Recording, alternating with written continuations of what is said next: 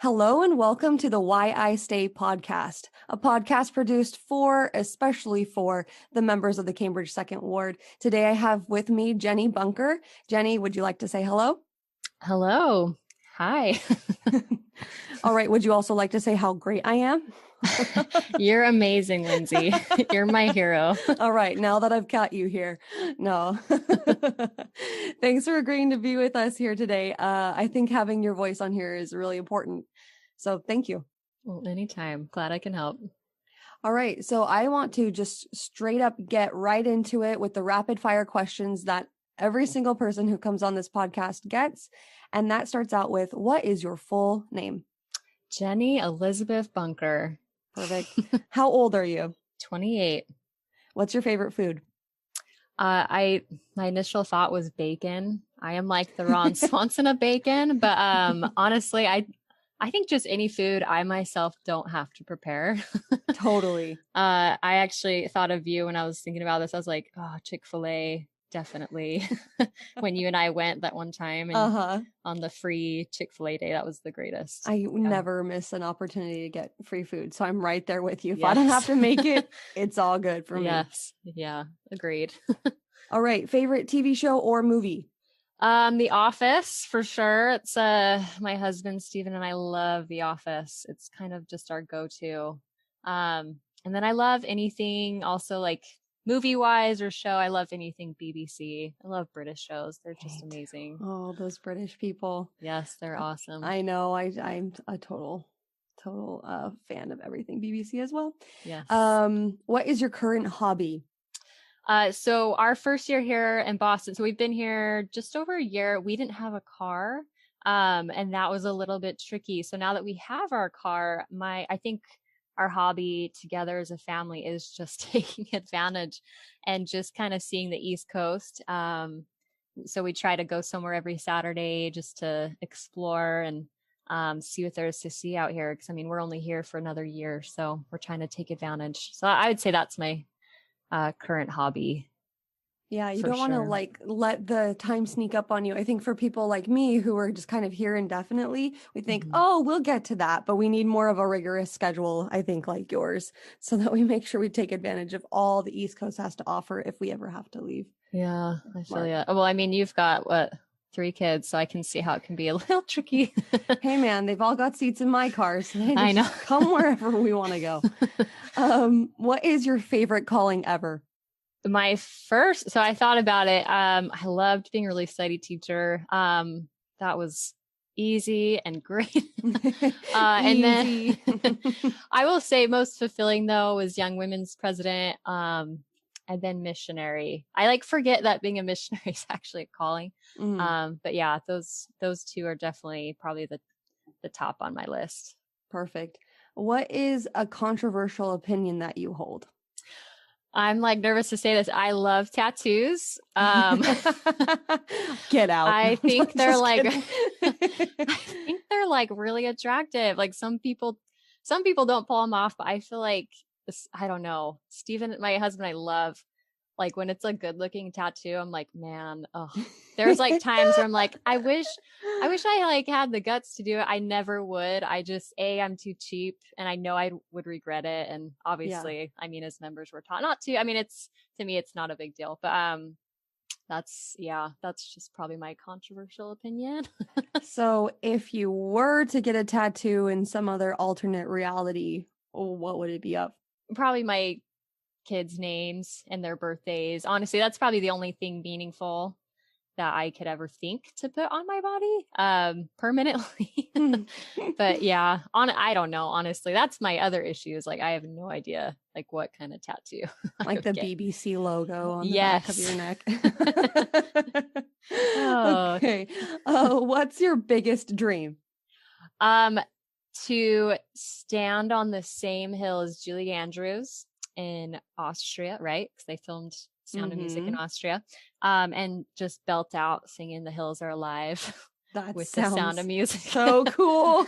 I know. I'm like, I just want to go there so bad. I love Julie Andrews is she's my favorite. Yeah, and I love the Sound of Music. So definitely a dream of mine. All right, to go there. Film it and bring it back and we'll put the audio on the podcast when you're you done. Got it. What is something about you that is the same now as it was when you were in high school?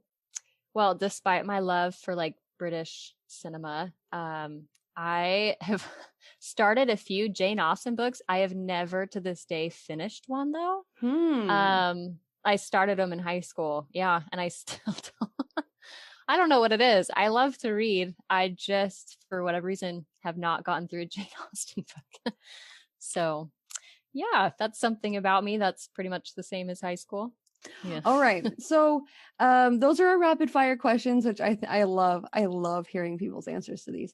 The next exploratory cues, I always give people a list of 5 and we try and hit 3. So we're going to start with, when have you had to have courage in your discipleship?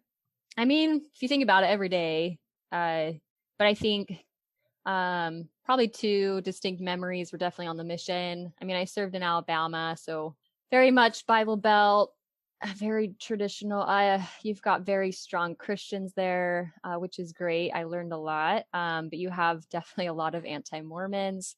So we got approached quite a few times. One in particular was he was a former Baptist minister, and he just really yelled, like he called me and my companion out pretty heavily, and was very strong with his words and said all sorts of things, but mostly that we were blind and deceiving others and just lying to ourselves and, accusing Joseph Smith, yada, yada. And it's obviously hard to hear because everything you believe and they're just kind of trying to drag you down. But there was another time a lady brought me and my companion into her home, and it was really dark and kind of creepy, and she just had candles going on, and she tried to like pray the devil out of us, and we're like, whoa. So we got out of there pretty quick. But I don't know, you kind of just, in those hard times, you just kind of have to bear simple testimony and walk away. Those are some of the hardest moments, I think, but definitely super grateful for them. Yeah, I definitely think the mission was probably the most times I've had to use a lot of courage with those instances of either being thrown anti-Mormon, like literature, or just people being very accusatory. And then just having the courage to just stand up and bear simple testimony and just walk away was something really hard for me to do, but I'm very grateful for that experience. Yeah. That's awesome. Next question. What is your most embarrassing moment from your church experience?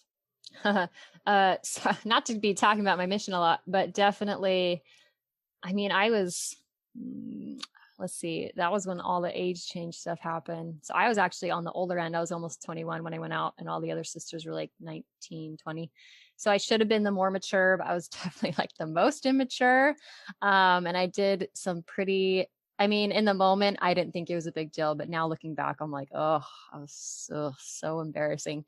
But I was on an exchange, and when we were driving to this appointment, it was a part member family, and they had 3 kids, none of which, they're all older than 8, like in their youth, and none of them had been baptized, and the parents had been baptized. So it was kind of an interesting situation, but the kids were really, they were trying to learn about the gospel, but kind of just deciding for themselves, which I respected. But the sister that I was talking to said the kids had a really, really hard time paying attention in the lesson. And so I was like, oh, I can fix that. And I went into the lesson, and I just spoke in an Australian accent the entire time and just lied to this family. So I'm like, I'm never going to see them again, right?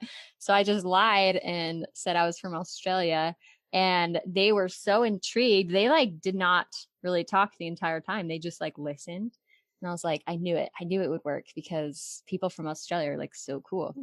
So I feel so guilty about it to this day. And I should follow up with this family. I don't even know what happened, but they, I mean, the spirit was there, I guess. I remember I even prayed, and I'm shocked. It was an hour lesson, and I did not break the entire time. And I felt so bad. Obviously, like I said, not in the moment, but later on, I was like, oh my gosh, I am the worst. So I anyway, love that. yeah, I'm a all little about embarrassing. being honest, but man, that is so funny. Oh, and I'm sure that's nothing Facebook couldn't fix. You just try and look those people up, and Yeah, I definitely should. but Maybe I could still. apologize. Well, so my next question is, can you do the Australian accent for Oh us? my gosh, I knew you were gonna ask, and I'm like, Oh oh no. no. I'd have to think. I know it's so on the spot. So if you don't Yeah, want to do it, that's fine. Maybe the spirit helped you then. it's true. I haven't done it in so long, honestly. I could try. If I think about, I don't know, if I think about like rugby in my head, Yeah. um, Yeah. like the great game of rugby is such a great game, you know. Uh, I don't know why talking about that just makes my accent come out a little bit better, but um, I don't know. I don't know. That's awesome. It's so good. Great Uh. job. All right. That was a tear coming out of my eye. Okay. That is fantastic. Okay. So this is the last of the exploratory questions. What makes you so excited about the gospel of Jesus Christ? Like, what aspects of it really light you up? Everything, honestly. But probably the most important to me is eternal families.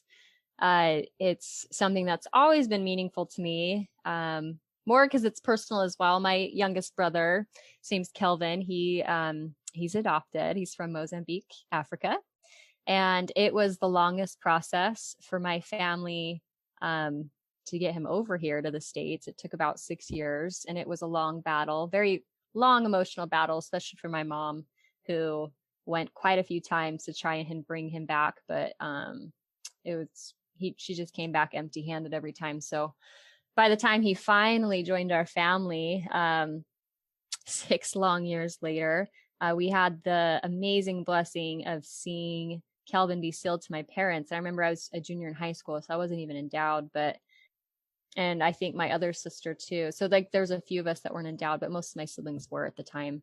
So it was a great blessing just being with my entire family, and seeing that beautiful ordinance be performed in the Mesa Temple, which is very special to probably both of us. It was Right. the temple that you and I grew up with.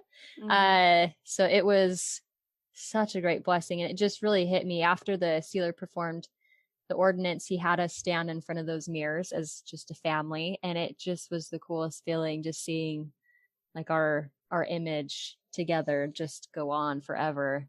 And that's just a moment I will never forget. And that's when it hit me really hard. Like this gospel is so true. This is what it's all about, is just God's family, God's children being sealed together. That's what it's all about for me. And that's what makes the gospel just really pump me up. I love it. So yeah, that's pretty much it. That's beautiful. And I think along with that, when you can have that eternal perspective about your family or about anything, you think about it like forever is a long time, right? And if things aren't fair now or are difficult now, um, you know, I trust that God will be able to handle it, you know.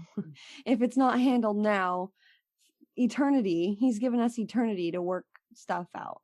And Yeah. I'm sure it won't even take that long, but it feels like forever sometimes here. I'm sure those 6 long years felt like an eternity to you and your family, your mom especially. But God is good and he makes things work out. So thank you for sharing that.